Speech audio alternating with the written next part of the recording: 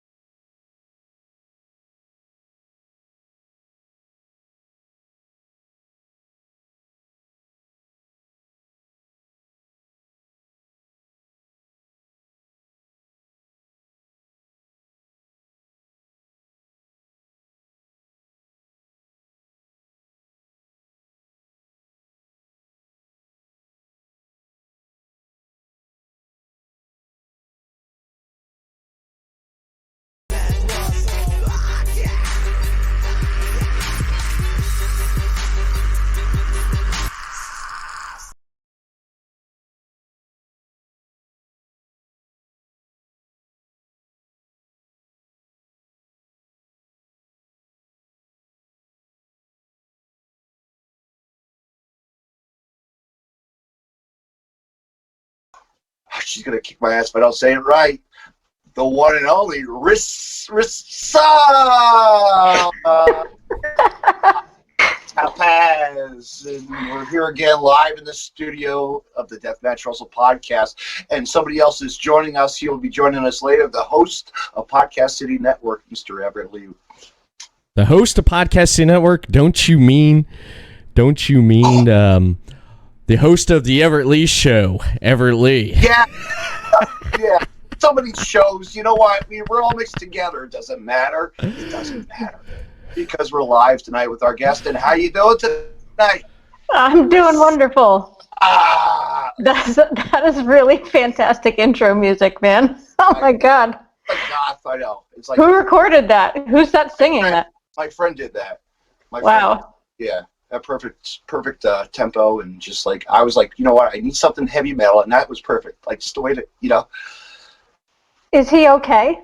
I don't know. I don't know. I don't talk to him anymore, so. Free music, thanks to him. You made him do the song that killed his voice, and you don't talk to him anymore because he physically can't talk anymore. Absolutely. That's great. So anyway, what's going on with you? How you been? Pretty good? Oh, wonderful. This past Saturday, I was over at North Philly for Super Crazy Pro Wrestling, and that was an awesome show. Colby Carino was on that show. Black G's. And Black G's versus Colby Carino. Black G's retains. But that was one heck of a match. That was pretty phenomenal.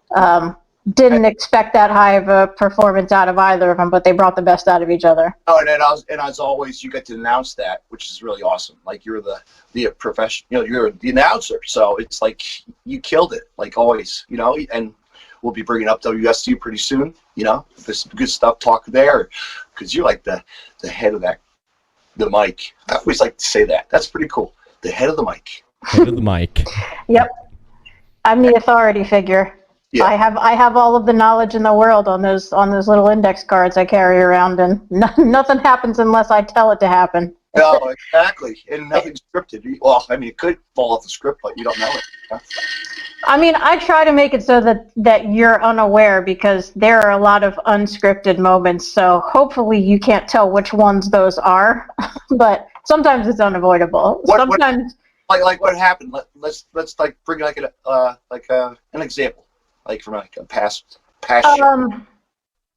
I did well.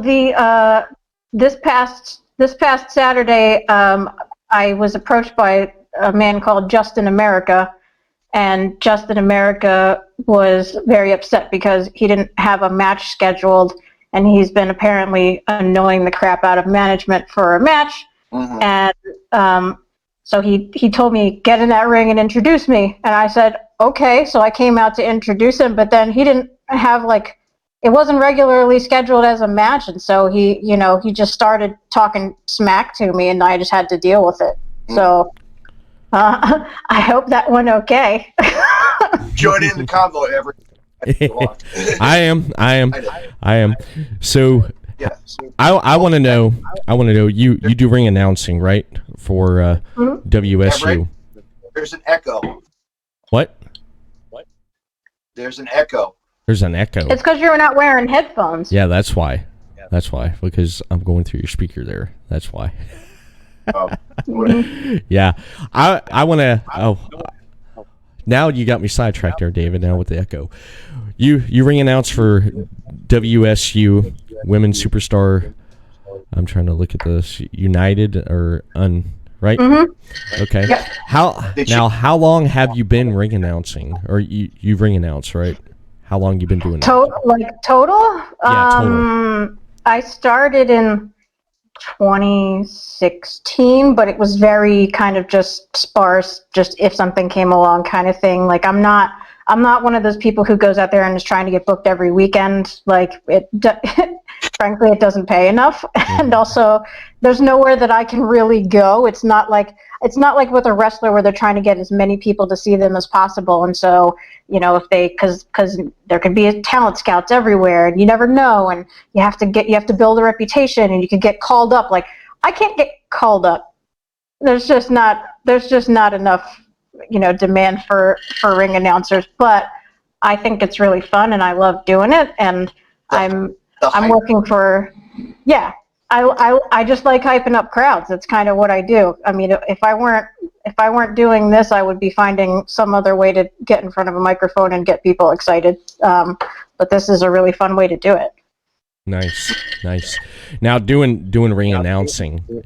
Now, was there like anyone that you'd looked at in the years you've been doing it and try to like take a little bit here and there from different ones, or did you just come up with like your own style?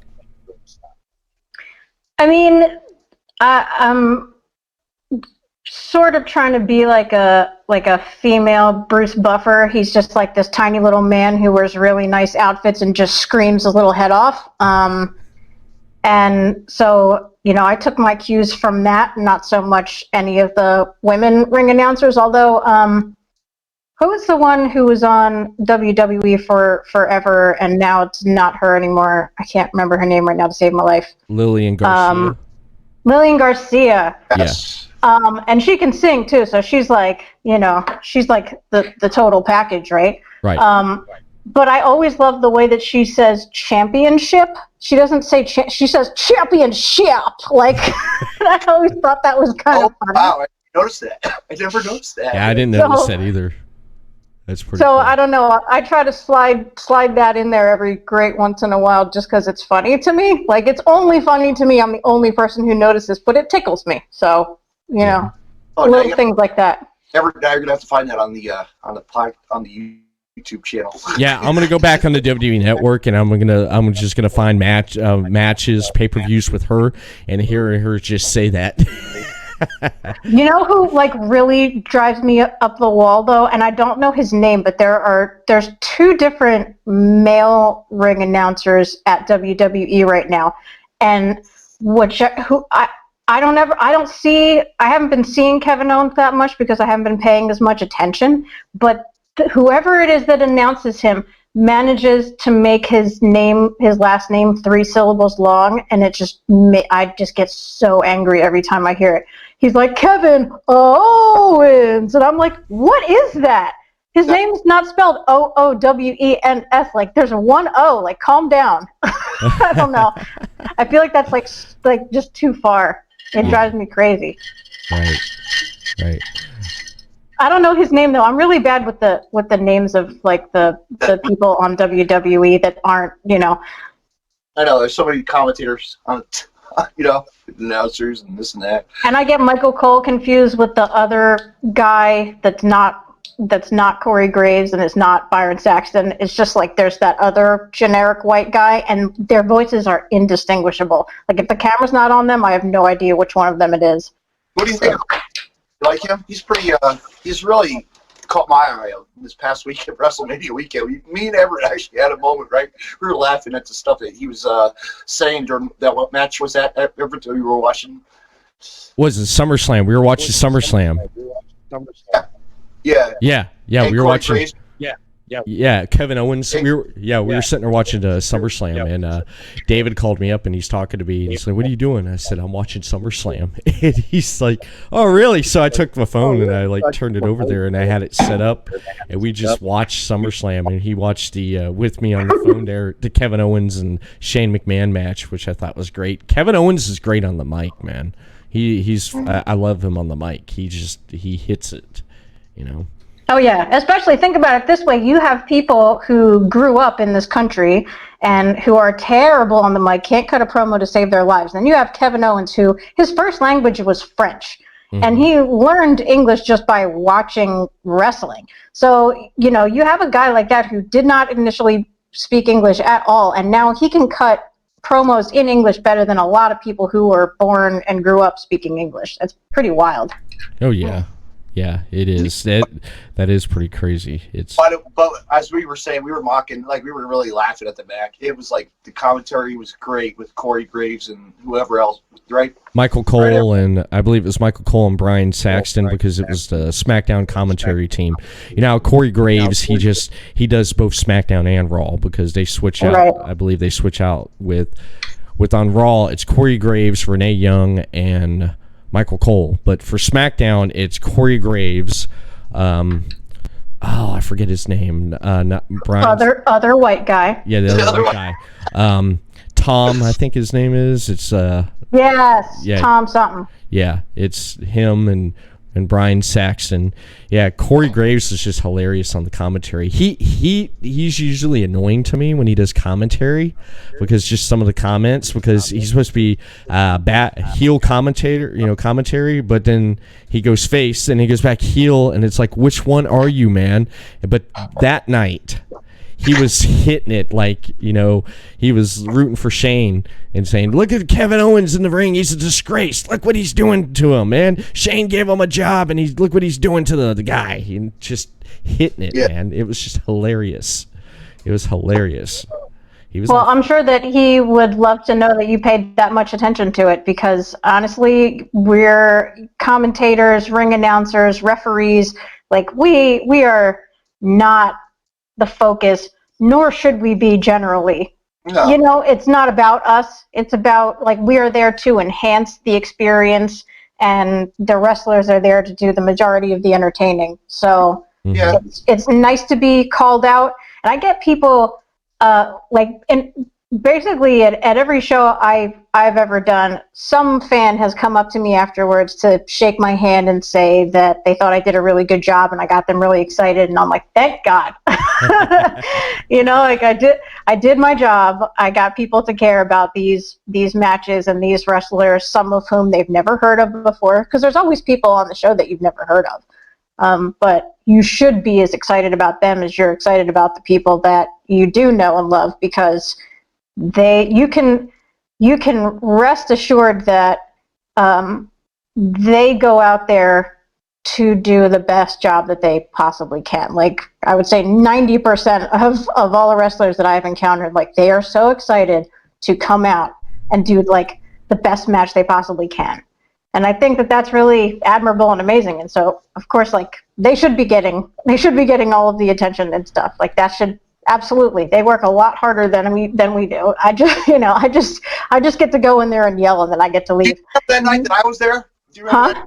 Remember that night I came to the show? I was so excited. Like, my dad was with me, and we just sat there in the front row for that one show way back. Mm-hmm. And just the hype on our side. Remember how, like, we just, like, hyped up the crap? Like, it was so, we needed that boost, and you helped us get past that a couple times, you know? Like, we really pushed you to help with the girls and the, you know, that were getting the, you know, a lot of the wrestlers were getting, like, I think especially with WSU, when it's all women's wrestling, I think that sometimes people show up to a show like that, and especially if they've never been to a show like that before, it takes a little bit for them to warm up to it. Yeah. And I think part of that is because they're used to seeing men do the wrestling. Mm-hmm. And so it's different, or they're used to seeing less female matches, but at least, you know, some, but mostly it's men's everywhere else. And then there's also just, like, the terrible track record that bigger organizations like WWE have with the way that they've treated their female talent in the past, they really have a lot to make up for. And I think that they're doing a decent job at trying to make up for it now. But I mean, you had years where it was like, you know, the Divas Championship, and like, what is that? We don't. That's so awful. And you know, making the women, all of their storylines used to revolve around a man. Like it was a very icky time, and they're still making up for it. But I think when you come in having not seen just an all-women show before, it takes a second to get used to the fact that it's just like, oh, these are just wrestlers who happen to be women. Everett, I'm going to drag you to, you ever come down to the East Coast? If you ever come over here to Jersey, we'll go to a WS show. You'd get a kick out of it. And watch. Yeah, I would like to. I'd like to actually like come up there and check out some wrestling up there. WS. Check out the promotions up there, man. Because David tells me about the promotions up there all the time, and my wife's from Jersey, and I don't know when we'll ever get to go back up there though. But when I do, I am going to check out some wrestling up there. Yeah. I Where are you located? I'm in Daytona Beach. I'm in Florida. Oh, wow. Okay. Yeah, I'm in Florida.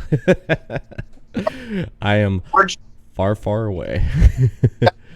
What was it? You just went to a wrestling show, didn't you? Everett? The Elite, right? The comic something with the All Elite Wrestling, didn't you? Oh, just yeah. What that was back in July at the end of June. The AEW Fire Fest with the CEO Gaming.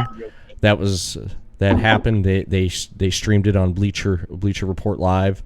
I was there. It was in my own backyard here in Daytona. So it took me 15 minutes my house just to go there, and I went there and checked out some kick-ass, you know, it was pretty good. It was pretty good, the Fighter Fest. I went the following year when it was New Japan. It was a bunch of New Japan talent that was there. Kenny Omega was there. But this year it was AEW. So got to see, was at the main event, was a non-sanctioned match, which was Jon Moxley versus Joey Janela. Yeah. which was pretty good. And I liked a lot of the matches. I can go on and tell you what I liked, what I didn't like though, but all I'm going to say is I had fun. And so tell me about the geography in Florida, because I never remember where all of the cities are, but I know that WrestleMania is going to be in Tampa. How far away are you from Tampa? I am is that about like a huge 2 hours away from Tampa. 2 hours. It's across. That's not terrible. No, it's right? not. The only bad thing is you got to go through Orlando, which is hell. Orlando is hell because I had a friend that lived on the other side of Orlando, over next to where the Disney is, and on Google Maps, it don't take you that long to get there. However, when I got to Orlando, I got there at the wrong time when all the tourists was driving like turtles. They're just driving, looking around. They're all like, look at that. And I'm like sitting there like, you know, Vin Diesel, Brian O'Connor, like trying to get through you. And then everyone's driving slow. When I get up to the front, I'm like, why is everyone, there's like open road. It's just everyone's just driving so slow. I was like, I like the tourism in the state. I mean, it helps the state though, but then the con of it is you have to drive through it there. And I hate driving through tourist towns like that. Sounds like Jersey. Yeah, I was about to say it sounds a whole lot like New Jersey, especially like North Jersey and then southern New Jersey outside of Philadelphia. It's like, yeah, it's pretty bad. And it's like everyone is just like, oh my God, New York, or oh my God, Philly. And then it's like, that's really great. We're glad that you're here. Please spend money here and you know, support all the local businesses, but also get out of my way. Bridges. Oh, they just like they upped the price on the George Washington or something, didn't they? I think I just saw that in the news or something. I don't know. I would never drive into the city when I lived around there. I would just go to Secaucus and just take the train over. That by itself. Taking the highway to get to Secaucus just to put your car somewhere so you can then take a train to get across the river and into New York. Like, it's always such a schlep. It's always such a pain. And I have to go up to New York sometimes for work and I'll take Amtrak or something from Philly, and it really doesn't take me that much longer to get from Philly to New York as it used to take me to get, to come from right outside of New York and get into New York, just because of the sheer number of people around there. It's from Butler into the city all the time, and she's always like getting stuck in traffic. It's crazy. Oh, Butler? Yeah, because that's way out there too. So then you got to drive through all of North Jersey traffic to get to the New York traffic. I'm so go figure, Yeah, that's just it. Tourism here in Florida just suck, man. I mean, it does. It's like Orlando is. It's like Jersey too. It sucks. All right, come on, we all know that. Yeah, it does. It basically does suck. It does. We do. We still have the boardwalk, and we still hear about the friggin' Jersey stupid show and boycotting that every single time. Come on, really? What show? The Jersey Shore. Oh. Jersey. I know. Did you see that? They were trying to come back again, and to keep on cutting it out. Oh, it's back. They're on their third season of that show. They brought it back. They've been back. What did I say on TMZ about Snooki? What the hell was that?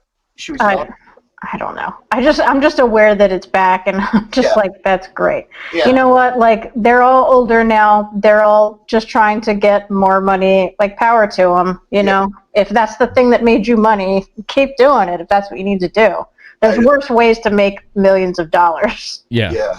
And wasn't one of those wrestler too, right? Wasn't like Jay Snooki and JWoww. No, you know what? Snooki was on WWE and JWoww was on Impact. Yeah, that's right. Back when any of those things were important to anybody culturally. TNA. Hey, now you don't even hear it. I was just telling Everett yesterday or the day before. It's like, where is it? We don't even hear about it as much. Yeah, you don't hear much about Impact, because I think the problem is when Impact is they bounced around. I mean, the wrestling, the story is there, but however, when it comes to having a place, a home, I think that's the problem with them, because for a while there, they were great on Spike. They were great, and then when that ended, it was like they went to Destination America, then they went to Pop, and then they're all over the place. It's just they don't have an established network. For example, WWE, they're on Raw. I mean, USA Network. And they're about to be on Fox, and AEW is about to be on TNT.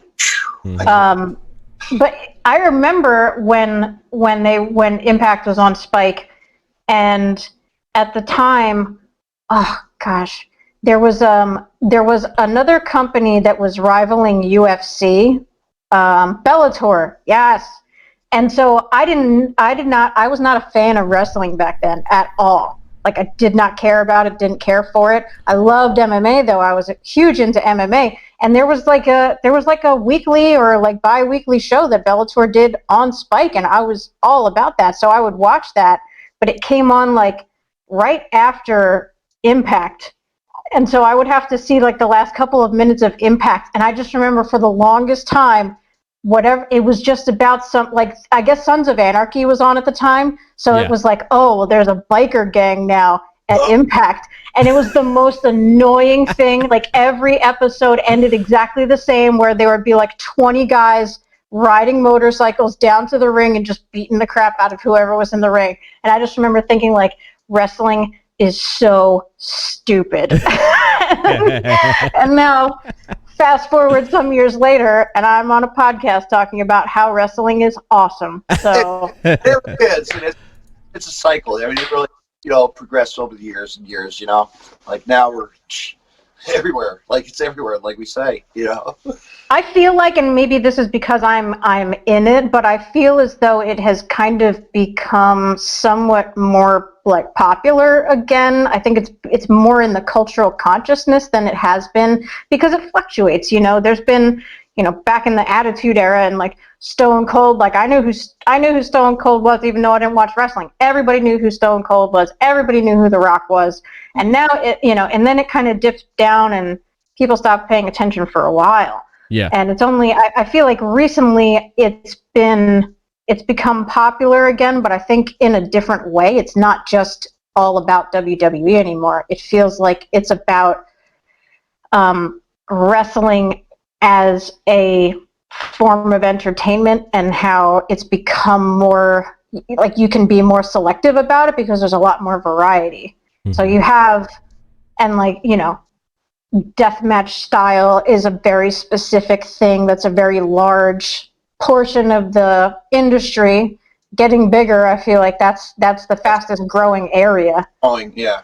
But there's also just you have like comedy wrestling that's kind of like sort of coming into its own. Like there are a few promotions now where it's actually like that's all they do, and like Kuchara, right? They've been doing that for years. I know that. Yeah. Chikara were definitely the first, and I think that to this day they probably still do it the best.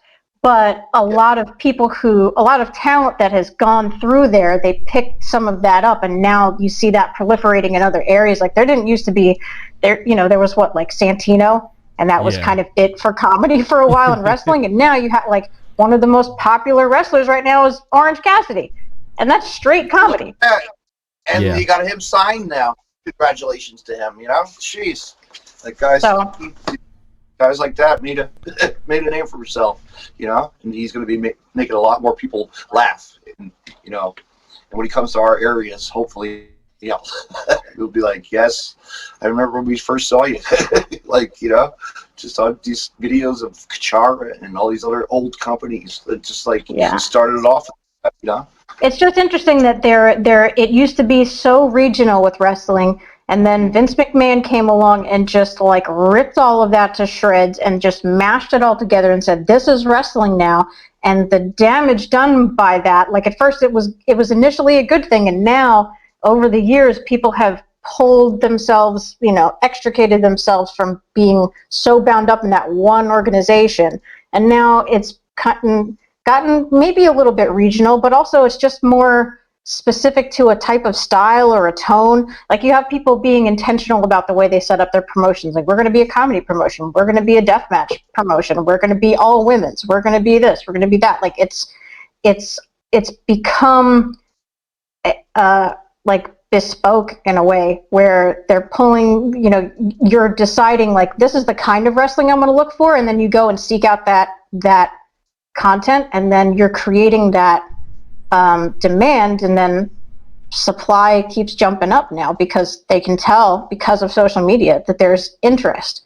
So, we're really lucky living where we do, because Philadelphia, New Jersey, New York, like this whole Northeast area, I mean, we got wrestlers coming out of our ears up here. So we are spoiled. Like really, we are spoiled with the amount of talent we have. We always say that we're spoiled. It's insane. It really is. Yeah, Daytona, Florida. I hear like especially in Florida, it's almost like the old territory days. Like they've talked about and mentioned like a lot of veterans that was around. Florida's like almost like the territories. Down in Cocoa, you have Atomic Revolutionary Wrestling, ARW. Over in Orlando, you got MLW. Even here in Daytona, you got a couple. You got a small promotion called Go Wrestle. They're here, and then up towards more north of me, you got promotions up there. You got promotions in Tampa. It's just all over the place for different promotions within the area, and it's crazy at times because you have so much wrestling. So if you can't find wrestling, there's something wrong with you, especially down here. But what's cool? You know what's cool about him? He's 5 minutes away from a bar. And I was. He left. He went to Tampa. David's talking about Jimmy Hart. Jimmy Hart used to be here in Daytona. I used to go over there. And, oh, wow. Yeah, I used to go out there and hang out, and I got to see Jimmy and stuff. When I first met him, it was like, try not to mark out. And then it's just, as time went on, me and my wife would go in there and stuff, and even right before my daughter was born, you'd go in there and stuff, and even after my daughter was born, I'd go in there. First thing Jimmy said to me, he's like, "Hey, how you doing? How's that baby girl doing?" He's always asking how my daughter's doing. I'd show him pictures of my daughter, and he's like, "Wow," it's like he's like, "She's getting big," and he was always cool, man. He was like, "Come in here, sit down. We're gonna watch some wrestling. We're gonna watch pay-per-view. We're gonna watch Monday Night Raw or SmackDown," and it was great just going in there, just hanging out for 2 or 3 hours, and then listening to his take on different things with the stuff. He'd point out stuff that I wouldn't know, and you're like, wow, I didn't even know that. And he's like, look, they're getting ready to cut to a commercial. I'm like, how are they? And then outside the ring they go. If you notice that whenever they go outside the ring, they cut to commercial. I never caught on to that. And he was like, time bathroom, go to the bathroom, out commercial. He's like, we'll be right back. And then I was like, it's like he knows the business. Mm-hmm. Yeah. There's a lot of people, not every show, but a lot of the shows that I go to, there will just be, like, people will just walk in. And me being somewhat newer to it, like, I didn't really start watching in earnest till 2014. Sometimes I'll be standing next to a person and somebody will, like, elbow me and be like, you're standing next to Homicide. I'm like, what? Who? What? Oh, hello. Nice to meet you. And it's like, I'm not trying to be a jerk or anything. It's just like there are whole eras. Like wrestling has such a long history that, I mean, you can hone in on one decade and just live in that decade for months and months and months. And, we all have our gripes with the WWE Network. Like I was trying to watch SummerSlam and it kept crashing on me.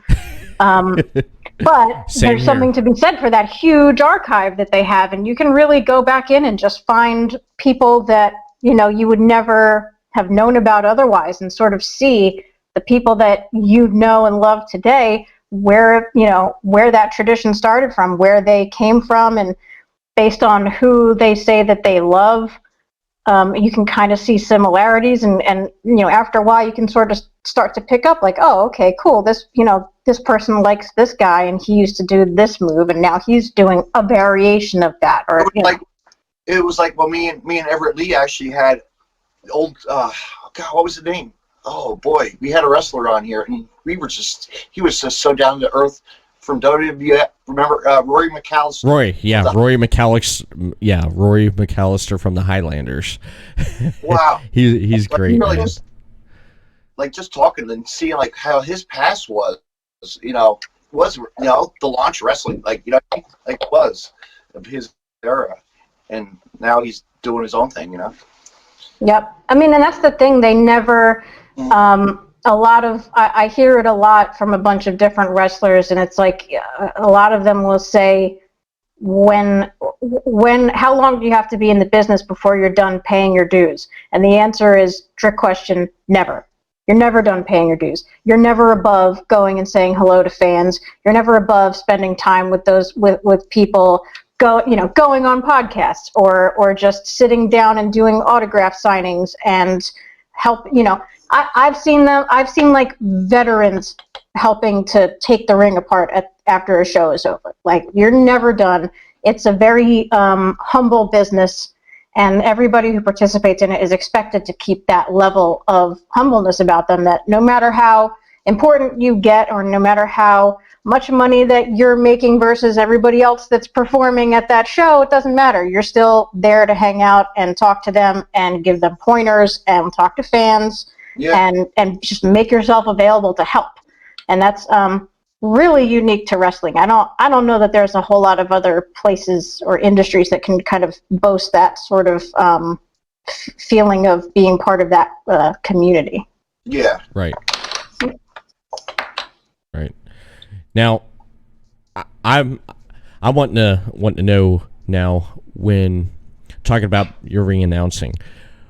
When you first started doing ring announcing, okay, I did find that question you asked earlier. Before I forget, it was Greg Hamilton. He's the one. Kevin Owens. That's Greg Hamilton. Greg Hamilton. Yes. Knock it off. But I want to ask you, the first time you did it, Were you butterflies in your stomach, nervous? You're like, oh man, I'm gonna mess this up. I'm gonna mess up the names, who I'm announcing. How was that the first time? And where did you do it at when your first show? The first time I did it was in a town called Totowa, New Jersey, at an Elks Lodge or a VFW or something like that. One of those kind of places. The ceilings were too low. And it was for a promotion called SWF, and I basically got the gig by begging, and they gave me a shot. So shout out to them forever for that. And I was like, okay, because I didn't know how it worked, and so I was like hitting them up like a month in advance, being like, oh, how do I get all the information or whatever? And they were kind of like, that's a tremendously stupid question.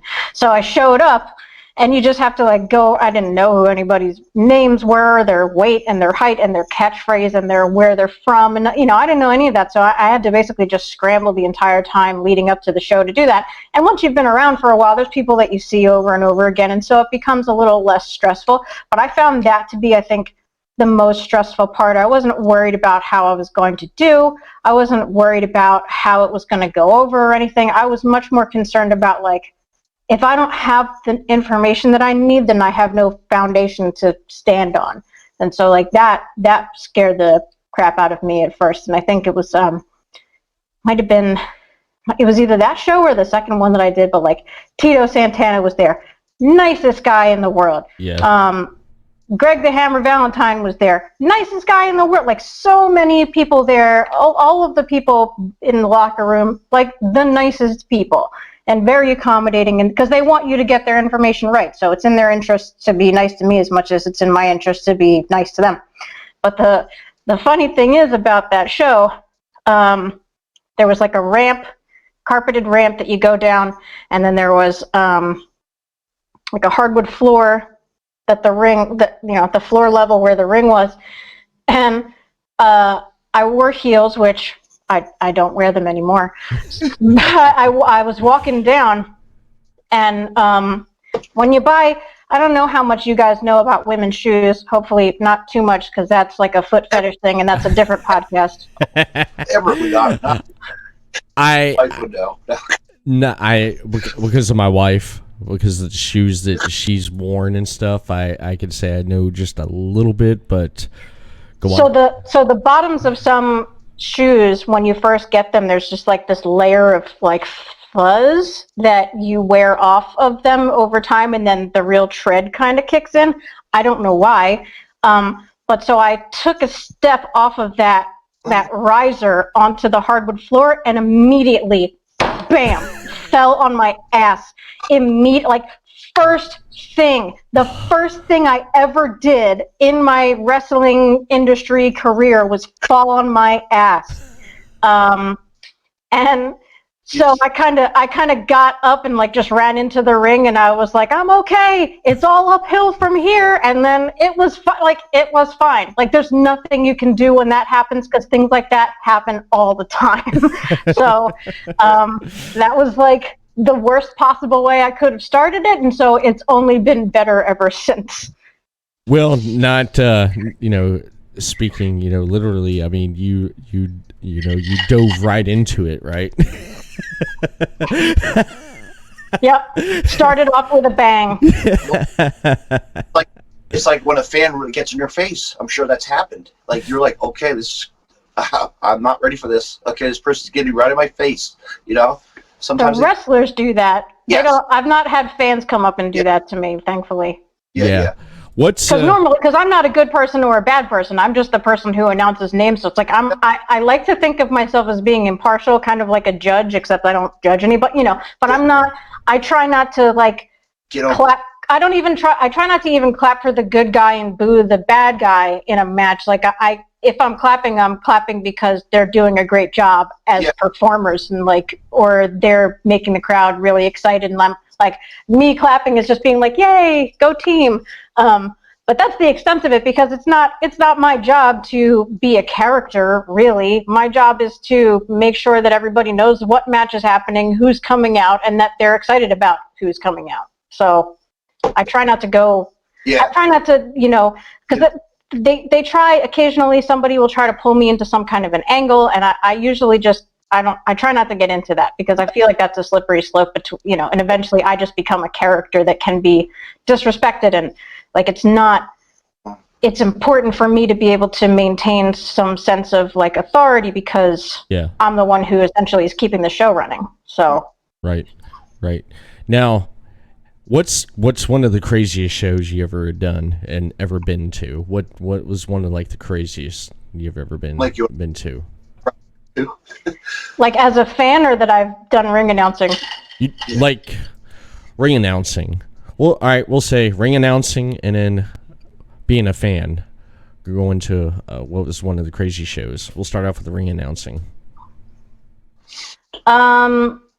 I don't know. I think that they're all kind of crazy for different reasons. Like sometimes things happen that you didn't, like sometimes a match will end and you're ready to move on, and suddenly somebody wants the microphone from you, and they want to cut a promo because they're very, very angry, and so they need to say something and get something off of their chest. And so it's like, then I'm hovering, because I'm like, please don't curse or take the microphone and run away with it, or drop the microphone and break it. That happened at a show one time. Somebody kind of did one of those, and it just broke the inner mechanism of the microphone. And so then it was like, well, what do we do? So I just yelled. Or you microphone it. Yeah. Does it? Yes, exactly. It's no sound. And then you have, oh, here's the switch. Hold on. That happens all the time, though. But you can't do nothing wrong with that. You know what I mean? That always happens. I'm yelling anyway. I'm yelling into the microphone, so it's not that much of a difference for me to not have a microphone and just yell a little bit louder. Yeah. I don't know. It's hard. It's hard, but you got to do what you got to do, and that's. But that's like one of those things where people really don't notice that. Like they do, but you don't notice that. Like as a fan, right, Everett? Like would you be there watching the show and. Well, actually, what's crazy? A few years ago, me and my nephew, we did this show. I'm not going to say what the name of the promotion is or who or what, though, but my nephew and me were part of it. I was running sound. My nephew, he was the ring announcer. He had all of everyone's names. He messed up the names. This is the first time he's done it. So he messed up their names. Then he forgot to turn on the mic at times. And then I forgot to turn on his mic to turn up the sound. So he's sitting there and he's like, but yeah, I've seen that happen before. Yeah, and I've experienced it. The last show, not the last show that we did at WSU, but the show before that, I was like, all right, I was talking to the sound guy and I was like, hey, just find a song, play some kind of music so I can, something for me to come out to. It's always better with music. For whatever reason, God bless him, he didn't play a song. Just didn't play a song. And I'm waiting. Song comes on. No, nothing came on. I eventually just ran out and I said, I don't need a microphone. I don't need a song. I can just, I'm going to start this show. I don't care. Yeah. You just got to roll with it. People are going to do things all the time that you're not going to know about in advance. They're going to surprise you. Mm-hmm. And there was a guy, what's his name? He has like the most generic name, but he was at the Brodie Cup and he was going against their champion, who's Joey Lynch. So, and if you guys don't know Joey Lynch, he is phenomenal. Phenomenal. Were you at the Brodie Cup? No. Oh man. That was a crazy show. I'm not really used to a ton of, death match stuff and just hardcore matches in general. Like it's not, I don't go to those a lot. I've done Tournament of Death before. Yeah, hang around, just watch it. Just once in a while, it's fun. Yeah, I mean, it's the kind of thing that, if you've never been to Tournament of Death and you're a wrestling fan, you should go. Like, you should go just see what's out there, see what it's about. And I think that if you're a fan of wrestling, you owe it to yourself as a fan to, explore different kinds of shows. Yeah, shows, venues, and it's progressed over the years now, but it's a big population now. Yeah. Yeah, and so yeah, so there was a couple of really hardcore, crazy matches that happen at the Brodie Cup specifically. But there was it was Joey Lynch versus Eddie Edwards is his name. Eddie Edwards. And I was standing in the ring and I was announcing them, and I announced Eddie Edwards, and he's very, very handsome, and he's just standing there with his perfect teeth grinning at me. And then I was announcing Joey Lynch, and as I'm announcing Joey Lynch and I'm putting everything possible into it, Eddie Edwards just chucks a bottle of water at Joey Lynch's face.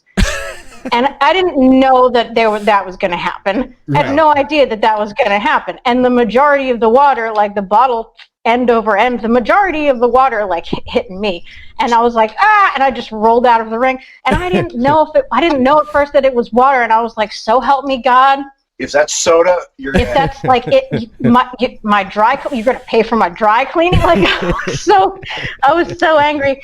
And then eventually I figured out that it was water and it was fine, but it was like, I was so angry for like a couple seconds. And people like to, like if they're a bad guy, they will often try to, like they'll climb up to the ring and expect me to like hold the ropes open for them. And it's just like, oh my God, come on, get over yourself. Well, I'm not your manager. Ballet for the. They always do that. I always notice. Yeah, you're right. I totally forgot about that. Like, that's something that people don't pay attention to. It's like the little stuff like that, right? It's like when they hold the ropes. It's like, okay. And they're doing it because they're jerks. So of course they're going to take every opportunity to be a jerk, because that's what jerks do.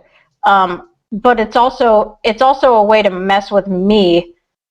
Because I'm kind of, by default, I'm the straight man in every act. Like, I'm just there to read the name. Like, I'm a very innocent party in all of this. So I take I am often like the foil in their attempts to mess with each other, or to just try to get the crowd to understand that their agenda is to be as awful as possible. So it's interesting. It's more fun than not. So I'm fine with it.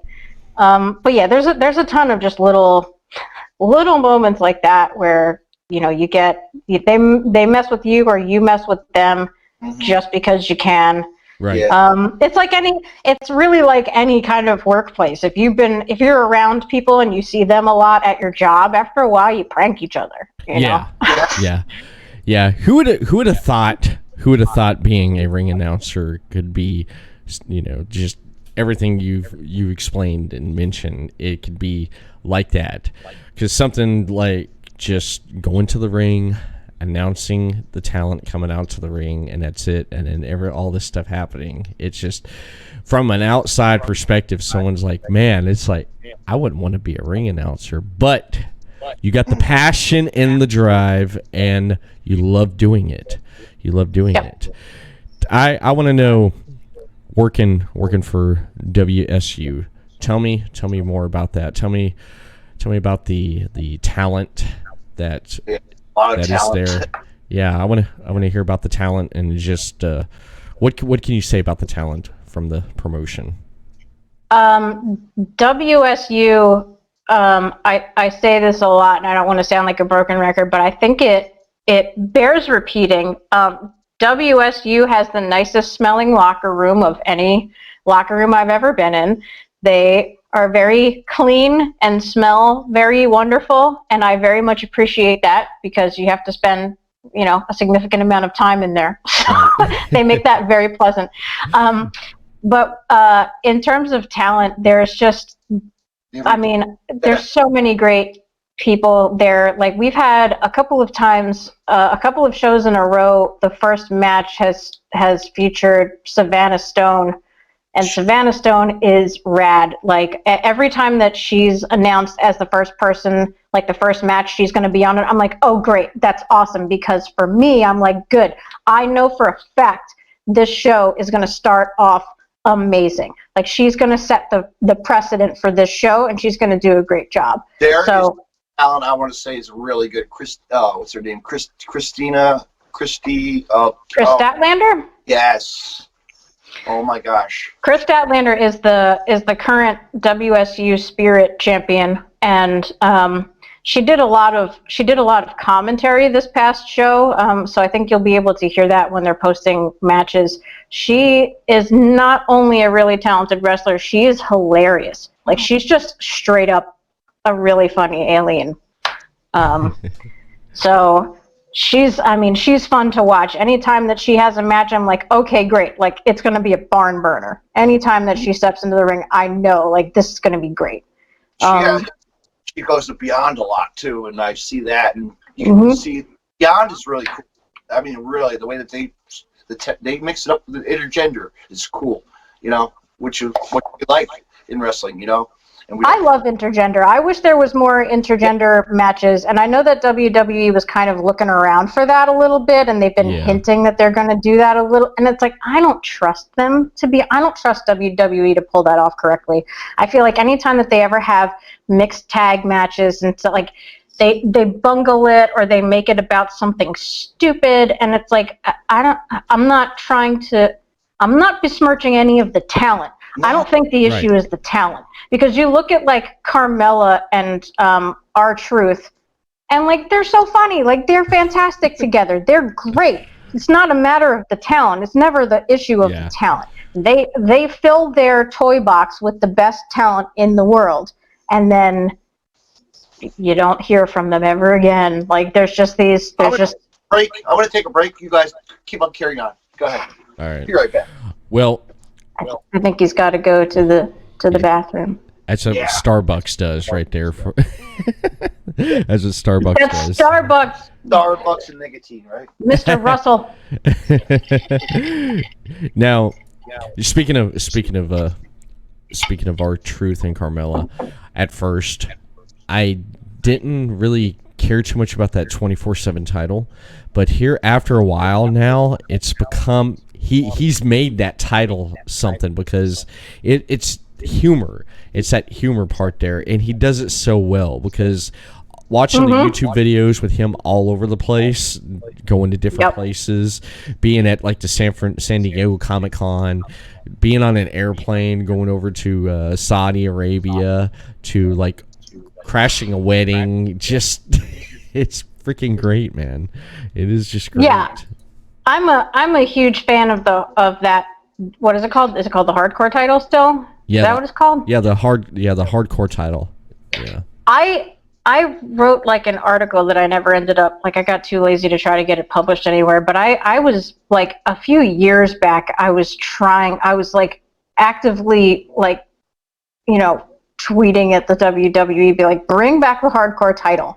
And my thinking on it was, if you have a hardcore title, you're guaranteeing that you can get more people to watch the WWE Network if they know that at any time, 24 hours a day, that title could be defended on the network, like on the app. And I thought it would have been so cool to bring that back, just so that you could be like, it's 2:00 in the morning and I'm watching, old, like, OVW footage or something like that.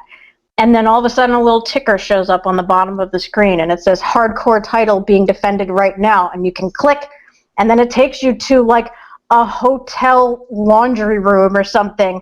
And you see whoever's got the title, whoever's trying to get the title just dragging a referee, like, half asleep, and just being like, now, and like I thought that would be such a good way to get people to pay more attention to the WWE Network. Yeah. And then I think they ended up just caring a lot more about what USA thought of Raw and SmackDown and like what Fox is going to think about it. And yeah, I think that they thought they were going to do a lot more with the WWE Network than they ended up doing. Right. I mean, I'm still glad that they brought it back, but I'm like, man, they're missing out on some potential there to get people seriously just having the WWE Network just on all the time, because you never know when it's going to get defended. Like having it on and having it be able to be defended only when Raw and SmackDown are on, I feel like that's kind of a cop-out. Yeah, I feel I'm waiting for R-Truth to show up at NXT.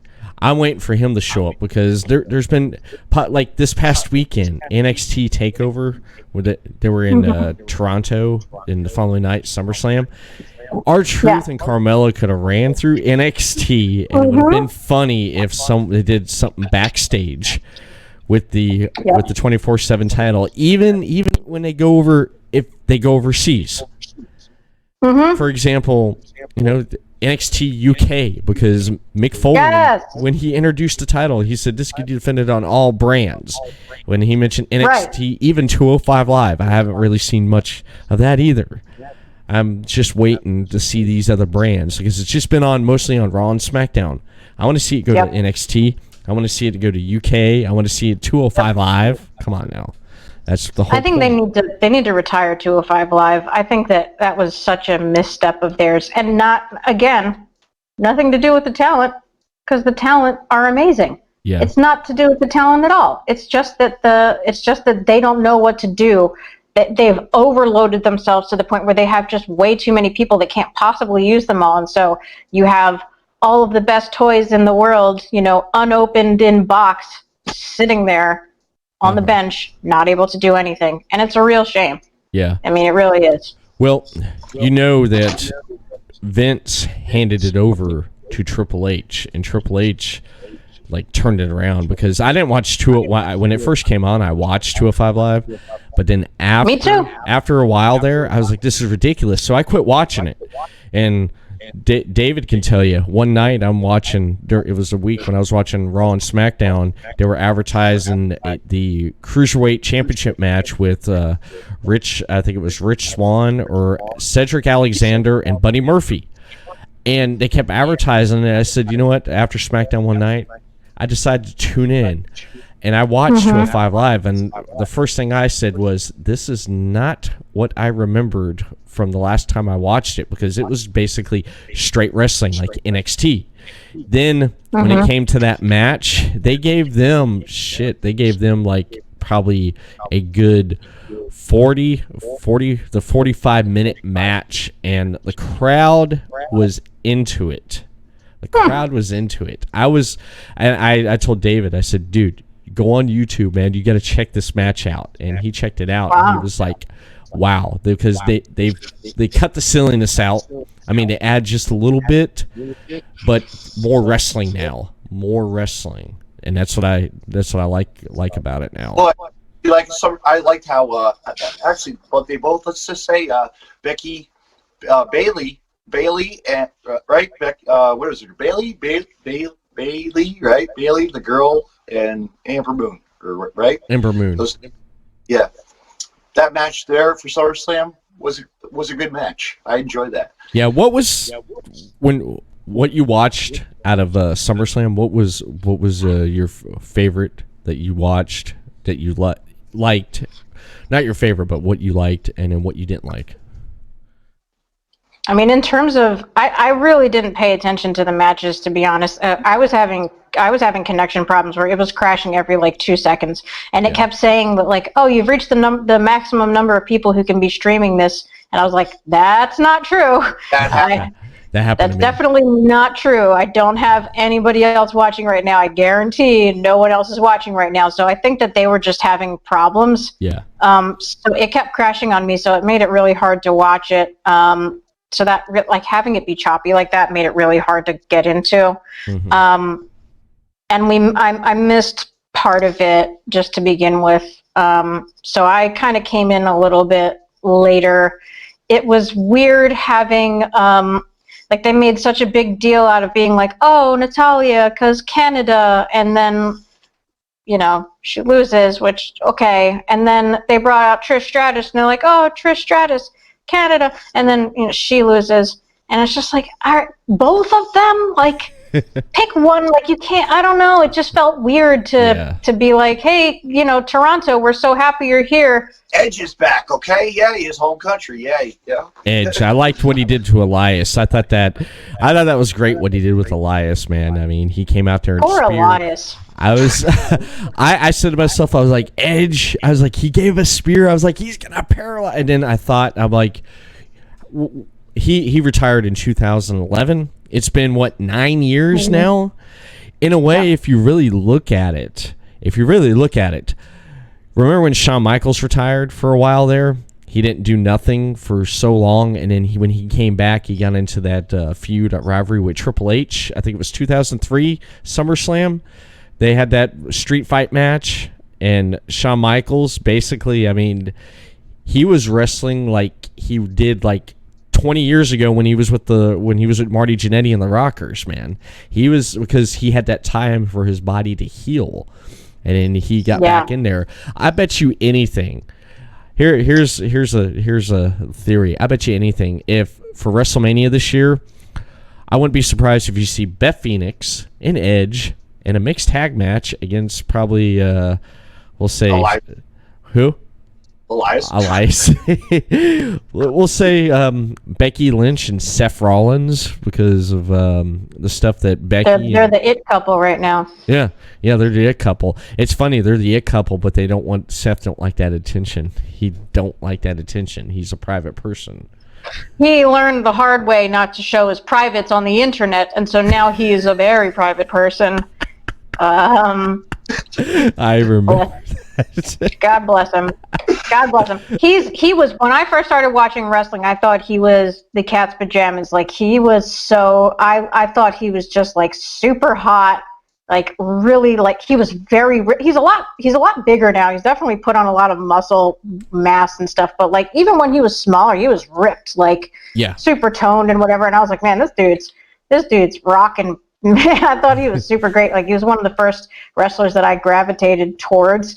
And I think he was in the middle of his heel run where he was with Triple H, and he was Triple H's little errand boy. But so I was Googling him, and I found so much stuff about him where I was like, I mean, you're really great, Seth Rollins, but like, man, you're dumb. Like, boy. And you're talking about people like he's probably my age, a little bit younger, but you're talking about spending like a good portion of your 20s on TV, as like a public figure. So any mistake that you make is going to be so much worse than if you were just some random person. Yeah. So I try not to judge them too harshly on that, but it's interesting now how he does not want that shown, and he doesn't want to be involved in that kind of an angle, and what's my private life? And it's like, now it is. I know. It's like Paige. Look what happened to Paige. Oh, jeez. That was crazy. That was crazy right there. What happened with Paige? That was just. Oh, with Alberto Del Rio. Alberto Del Rio, and then all that leaked stuff that came out of her and everything, the pictures, the videos, and there was a reason why after that NXT decided to change. They wanted to change the women's title, which I can understand why, but then it was like, you know what? Let's just change the tag and the NXT heavyweight title. Let's change. Wipe the slate clean. Yeah, wipe the slate clean, because we don't know what happened.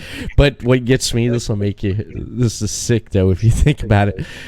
After Paige had that title, and then all the other people who had that title before they changed it, during those championship matches, right? What do they do right before they hand the title over? I don't know.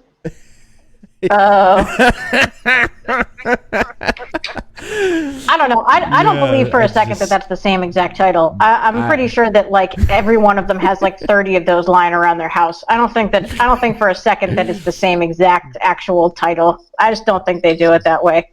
I don't think it's hygienic. I feel like they run the risk of like liability with that. When you have a smaller promotion like these ones that I work for, like they're passing around the same belt. WWE, they probably have just a closet in Connecticut that's just full of those belts, things. You know, belts. Mm-hmm. Like the old theory. Someone I read years ago.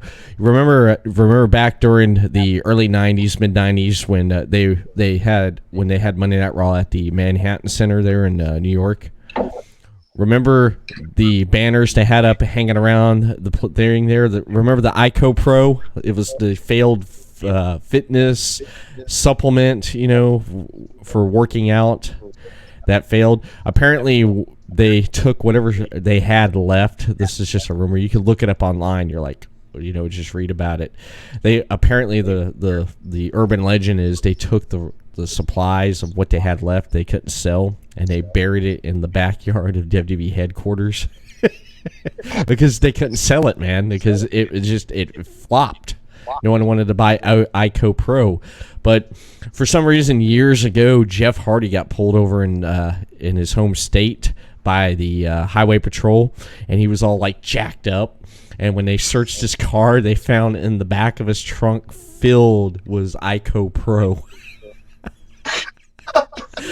I mean, if it's just laying around. I had a buddy I went to college with, and one time I was walking him to his car, and he opens his trunk, and the whole back of his trunk is just full of Dr. Scholl's gel inserts. And I was like, buddy, I don't want to know where you got these. I don't want to know why you have these. I wish you hadn't shown them to me, but I'll take some. It's free stuff. Come on, you can't. No one can pass up free stuff. Oh yeah, no one can pass up free stuff, man. No one can pass up free stuff. I mean, if you find free stuff, you find cool stuff every day at your job. What I do, I find a lot of cool stuff, and it's cool. And what I find and stuff, I find a lot of books and stuff in here. Yeah, books. I like the books that I find, man. I've seen the movie because it was directed by one of my favorite directors. He directed Fight Club, David Fincher. It was Girl with the Dragon Tattoo. I found the book.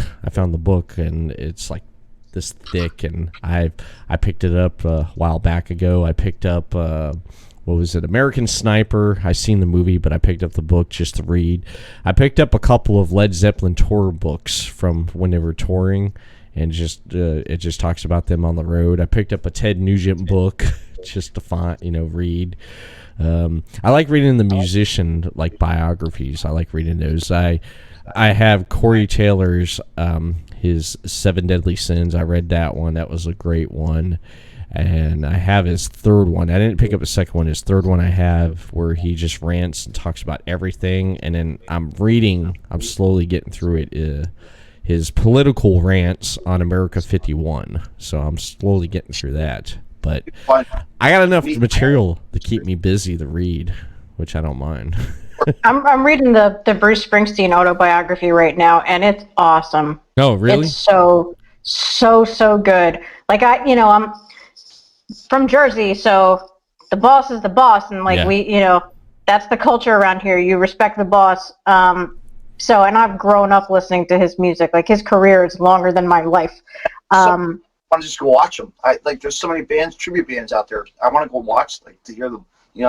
Yeah, but I picked it up and I read just the foreword to the book, and I was like, oh my god, it's the writing is also just really good. So I'm it's a really long book. It's really in depth, and it's kind of amazing that because he talks about from childhood up until the present day, and he's old. So I mean, it's amazing that he has that kind of memory recall. Yeah. So I'm really when you get a good book and you're I don't want to read it too fast because I want to enjoy it. I'm having a really great time reading this book right now. I'm going to the shore this weekend, so I'm going to be sitting out in the sun with my pasty white self getting horribly burnt, because that's what happens to me. But I'll be reading Bruce, so I'll be happy.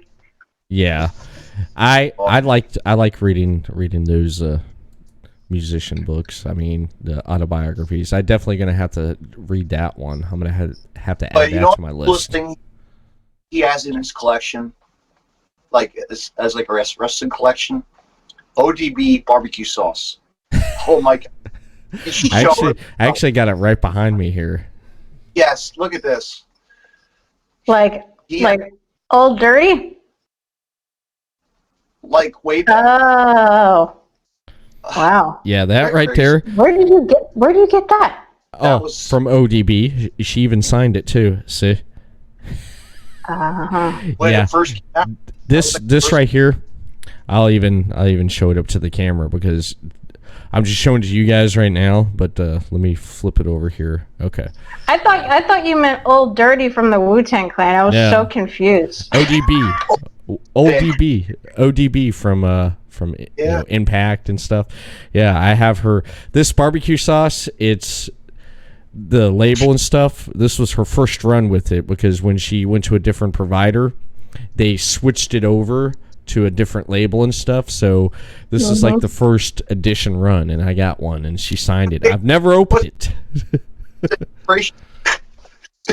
Expiration date? I can't see because I don't got. I don't know. Barbecue sauce, hot sauce. It doesn't really go bad. That's got a much longer shelf life than anything else. No, and it has a number code at the bottom there. You can.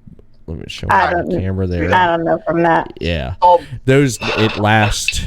It if you know how to read it, it'll tell you how long it takes. I don't know why they should just put expire in 2020 or something like that. You know? Yeah, but yeah, he's got a little collection. He has. If you look on his back wall, you see the figure right behind him. Oh, take it off. Jim Cornette. You want to tell her about the story? Go oh, we're doing show and tell now. David. Always old stuff. I know. Yeah, I got a lot of cool stuff, man. I mean, I've met a lot of wrestlers and stuff. It's funny because at my age being 40, I've never thought at this time in my life I would ever get to meet someone like Jim Cornette, Billy Gunn, run into Eric Bischoff and talk to him for like 2 minutes, which I thought was really good. And he gave me a compliment, which I thought was great. And then so cool. Everett went to the show by himself, right? Everett. What? When you met Jim Cornette, I like that story. How you met Jim Cornette on the side, you know, with the figure. Had he signed? Oh, the figure. Yeah. The figure. We had that wrestling event. It was in Orlando, and I knew like 2 months in advance it was going to be in Orlando. So I decided I was going to go to it. So I tell my friend of mine, I'm like, "You're going to go with me?" He's like, "Yeah, I'll go with you." So what happened was at the last minute they changed his work schedule, so he was not able to go. So I was like, "Damn, man!"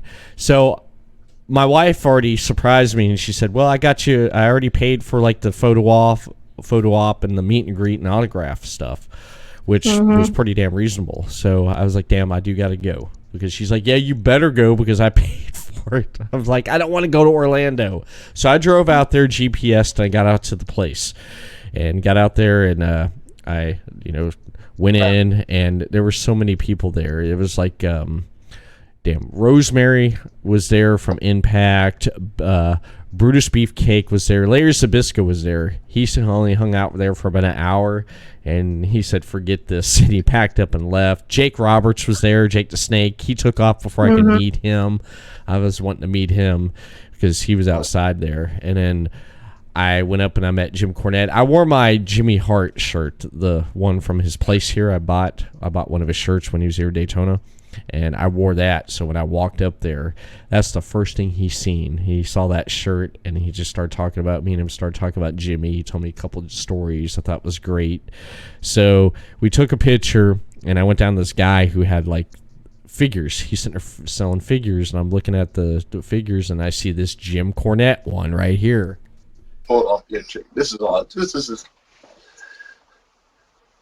his treasure. Yeah, see this Jim Cornette figure right here, which he did sign. He looks like Bubbles from Trailer Park Boys. I know, but Right? what's funny about this? This is what's funny about this. It's funny that you said that. The guy's selling these figures, and I say to the guy, I said, Jim Cornette. I said, how many people's bought stuff from you today? And the guy was like, quite a bit. I said, no one bought Jim Cornette. And he's like, no. I was like, so I kind of like marked out a little bit. I was like, he's standing right there. How could you not buy that? I said, how much you want for it? So we made a deal, and he gave me a free little Billy Gunn. I'm not going to reach it. It's all the way up here, a little Billy Gunn figure. But when I did right there, I did get to meet Billy Gunn because I got his picture and I talked to him. Awesome guy. So I went down there and I asked Jim, Mr. Cornette, could you please sign my, and he looked at it and he's sitting there and he was like, because it still has the KB Toy Store sticker on it. He goes, hell, he's like, they got me in a clearance aisle for $5.99. And remember the Headbangers? Remember Amash and Thrasher from the Headbangers Attitude Era? Mm-hmm. I think it was, Thrash was there. He looked and he was like, damn, Jim. He's like, you put on some weight for that right there. And Jim looked at it and he's like, God dang, they did get me fucking swelled up here. It was funny, but he signed that. He's got a potty mouth on him, man. He's one of the more cursingest people in wrestling that I've seen so far. I watch videos of him sometimes and he's just like dropping. Yeah, that too. Yeah. I think Iron Sheik wins Twitter though for most nastiness. I mean his Twitter it's by far the most entertaining. Oh God, I love reading Iron Sheik's Twitter because I even showed people. I even showed a friend of mine. He said Iron Sheik has Twitter. I said yes. You got to look at this. I pulled up all this stuff, and we were laughing there for about 30 minutes, just going through scrolling his tweets. And it's just, if you ever want a good laugh, just go on his Twitter. Oh yeah, he's amazing. Yeah, he calls everyone jabronis. It's great. That's the word. I don't know where that term originated from, but I know a lot of like North Jersey Italians use that word. So I don't know if that's an Italian thing or if that's more ubiquitous. I'm not sure, but I used to hear that word a lot. Use that a lot on the Stern Show. I remember. Yeah. Right? Yeah, maybe it's from that. Yeah, that era. Yeah, because I do think that that the Sheik in wrestling, I think he was probably the first guy to actually use that, and then The Rock made it famous too. But I think the Sheik, Iron Sheik, actually made it famous first, and then years later, a decade later, then here comes The Rock using it, you jabroni. Oh, it's all been done. It has all been done. I can't, like, every time I come up with something and I'm like, oh, this is this great, amazing idea, I run it by somebody and they're like, so-and-so did that in 94. It's like, great, thanks. Like, you're never going to come up with anything new, but the best that you can hope to do is just take something that's old and make it new again by putting your own kind of stank on it. Like, that's, make it your own. It's not, but make it your own, Start, take something that you love, that you've been doing, that's kind of your jam, and then kind of just try to find a way to make it a little bit more unique to you. Mm-hmm. Because it's like, at the end of the day, there's good guys and bad guys, and there's only so much variation you can do with that. Yeah. But, Risa, we're going to wrap this up. What do you got going on this weekend? I know we got September. Oh, the rest of my August is blissfully open. It's fantastic. But September 7th is WSU. Now wait, I'm going to drag myself and go again. WSU, I think it's a daytime show. I think it's like a 2 p.m. show. Yes. Oh, perfect. Earlier. Yeah. So that's in Voorhees at the Colossal Sports Academy. And then the following weekend on Saturday, I have Super Crazy in Holmesburg Boys Club in North Philly. So if you haven't gone to check out Super Crazy yet, I highly recommend Super Crazy. Sent to Slaughter are the tag team champions, and Super Crazy, pretty much everybody defends their titles on every show. Like they don't care. You got the title, well you got to earn your keep on that title. I have my podcast on Thursday. Guess who I got on my podcast? The Dirtbag. Oh really? Yeah.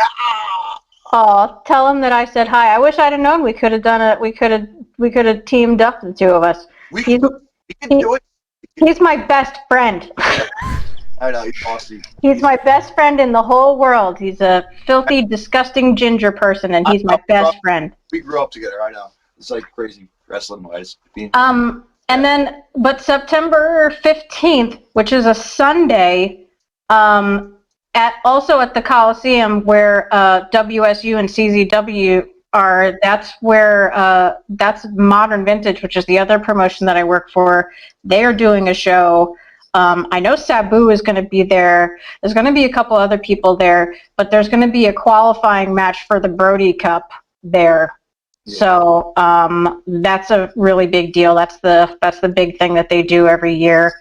And I think this year the Brodie Cup is actually going to be happening the weekend of WrestleMania in Tampa. So anybody who's like trying to buy your tickets and stuff and do the whole WrestleMania weekend, like there's going to be a ton of shows there, but Brodie Cup is going to be insane this year. It was insane this past year, so this year they're only going to try to outdo themselves. So that'll be pretty rad.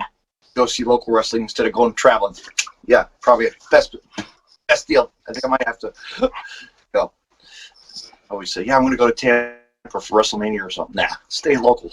Well, I did the New Orleans thing for WrestleMania, not this past year, but the year before, and like that was pretty amazing because you got to do the whole Bourbon Street thing beforehand. That was really great. Yeah. So there's something to be said for traveling for it, but also it's like you don't necessarily want the WWE to have all of your money, and their tickets are insane.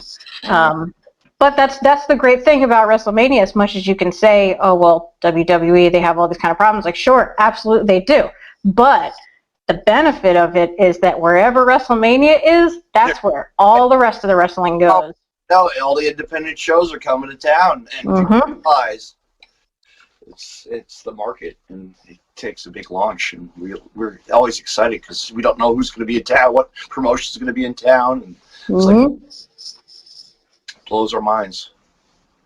Yep. So that's my September, and I'm looking forward to it. So yeah, Everett, I hope you can come up to our parts sometime and check out some shows up here, because really, like David said, like we are really spoiled up here for talent. So yeah. I'm definitely gonna have to take a trip up there.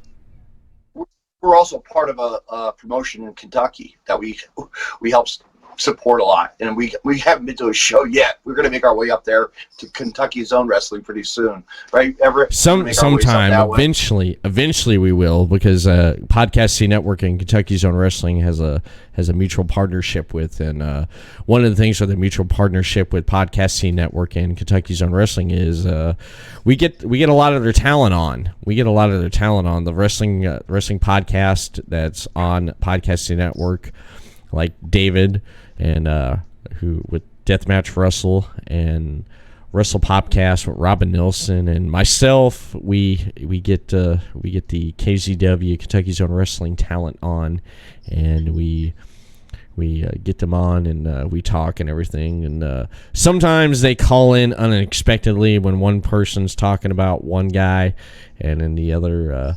The other one, like all of a sudden, like crashes my show, and they're wanting to rip each other's throats out, and I was like, I gotta hang this up, so I have to cut them off, because those guys get brutal, man. They get brutal because they want to rip each other's throats out, because that's how Kentucky Zone Wrestling is. But their style wrestling, Kentucky, it's old school wrestling. You know, it's the old school way it should be, and the owner is really. We're proud of him, JJ McGuire. Everett will tell you all about him. JJ McGuire, yeah, you know all the theme songs from WWE back in the '80s.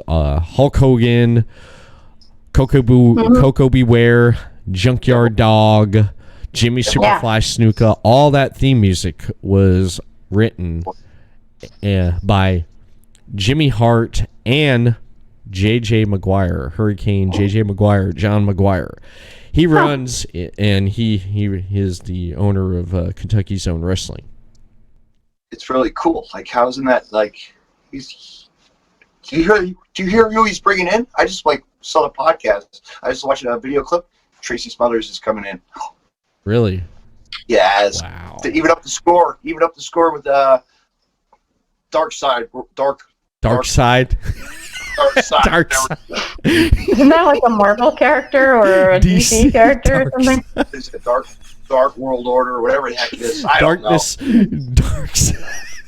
I'm sorry, David. I know what you're talking about, but yeah, Darkness Worldwide. David Barnabas Spectrum.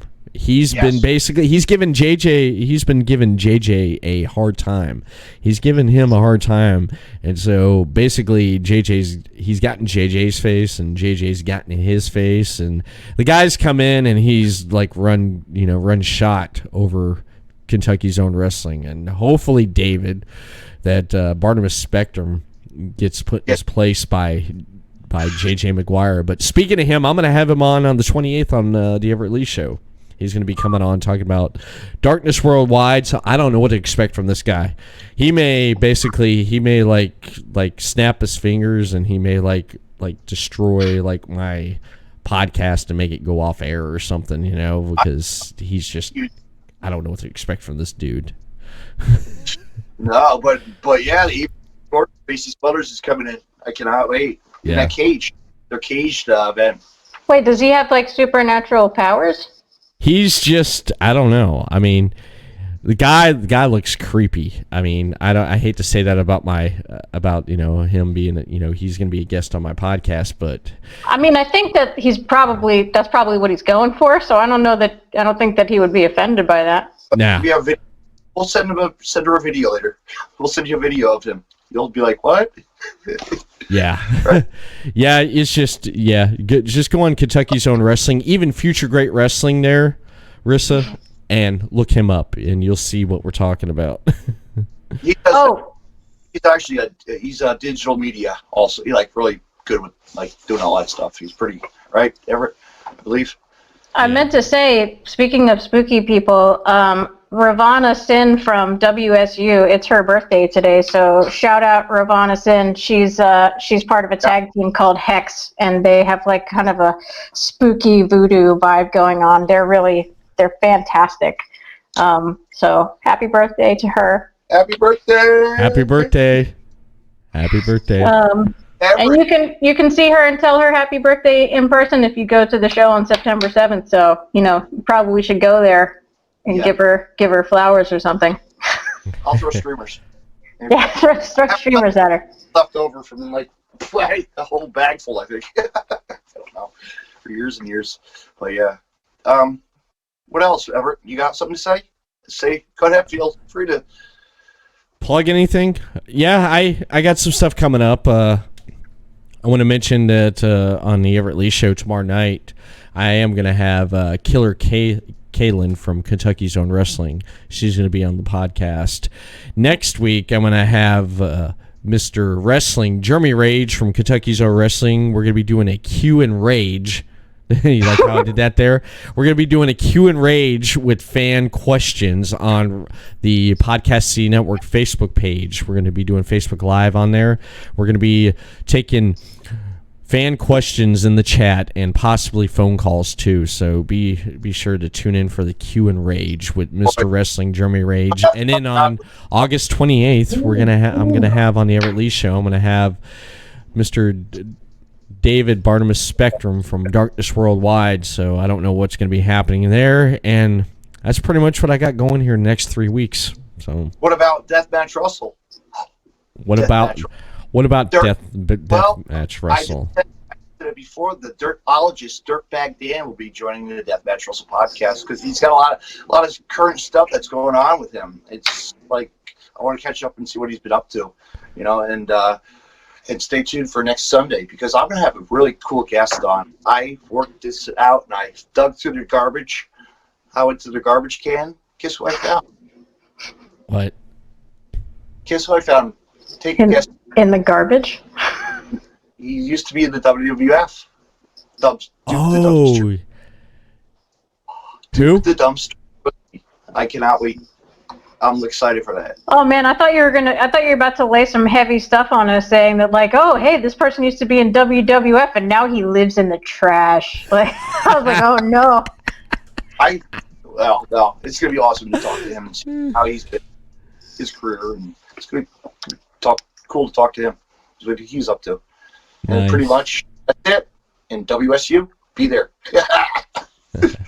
Yeah, Nice. September 7th. That's the next time when I'm moving and shaking in that world. And if you want to come back on, you're more than welcome to come back on with us. Right, Everett? Come on back on. Anytime you want to come. Well, thank you for having me. Let's do this. Like we can have the Risa hour or something. Risa.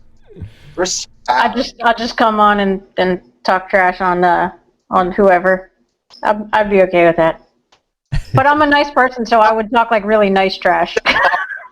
Everett loves stuff too, and so you can really do it. Maybe you guys do an episode together. How's that, Everett? Yeah, I can have you come on. We can talk and just about whatever, and just I'm pretty much open to talking about anything and everything. Deathmatch Russell is he's always booking. Yeah, trying. He's booking his show. He's booking your show. He'll book any show. He will book everything. All hail King Booker. He's Booker D. Yeah, Booker D. All hail King Booker.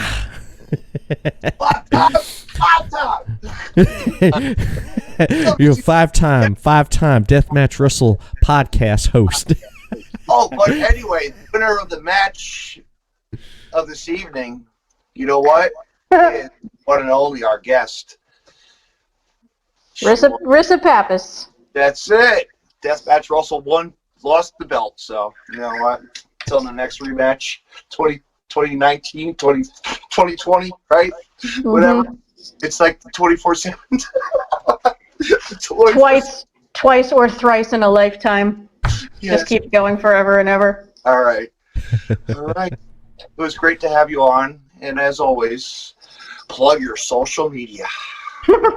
I'm at Risa Pappas on Instagram, at Risa Pappas on Twitter, on Facebook, pretty findable on there. I'm the only person named Risa Pappas on Facebook. If there's somebody else, then they're an imposter.